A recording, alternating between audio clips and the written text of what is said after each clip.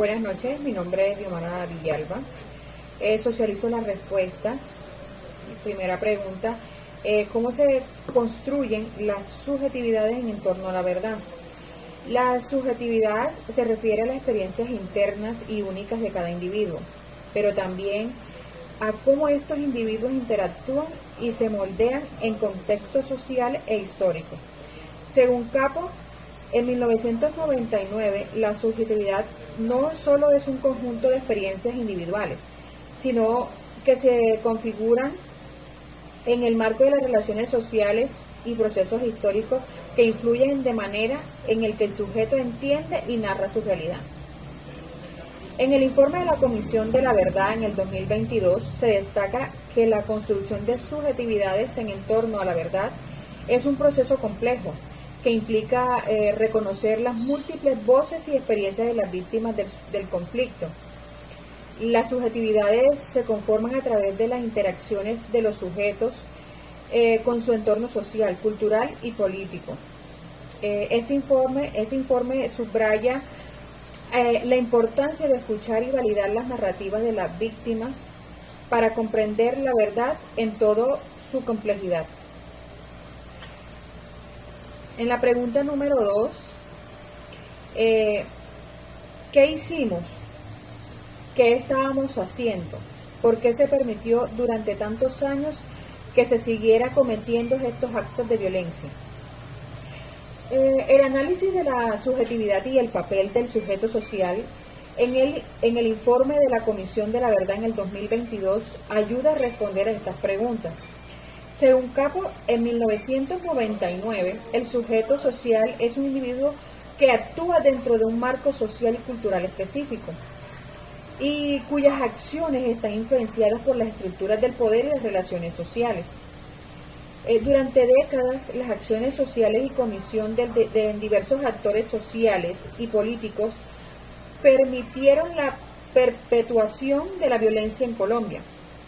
Las subjetividades de los sujetos sociales fueron moldeadas por narrativas que justificaban o invisibilizaban la violencia. La construcción de estas subjetividades estuvo influenciada por factores como el miedo, la desinformación y la propaganda, que llevaron a la normalización de la violencia y la aceptación pasiva de la misma por parte de la sociedad. El informe de la Comisión Pasiva de la misma por parte de la sociedad, el informe de la verdad identifica cómo la falta de un reconocimiento colectivo del sufrimiento de las víctimas y la deshumanización del otro contribuyen a la perpetuación del conflicto. La sociedad en muchos casos actuó como espectadora pasiva, lo que permitió que los actos de violencia actuaran sin una intervención activa para detenerlos.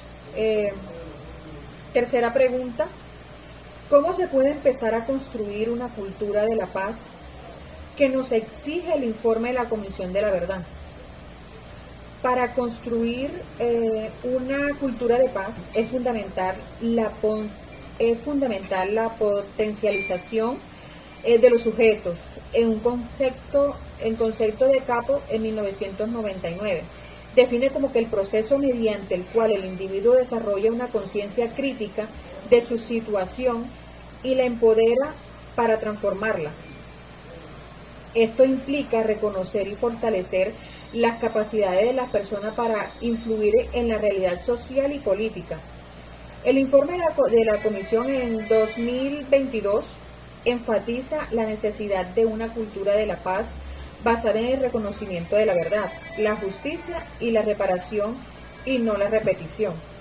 Esto se puede lograr a través de varias estrategias. Entre esas tenemos la educación y la sensibilización, promover una educación que incluya la historia del conflicto y la historia de las víctimas, fomentando una comprensión crítica del pasado y de la estructura que permitieron la violencia.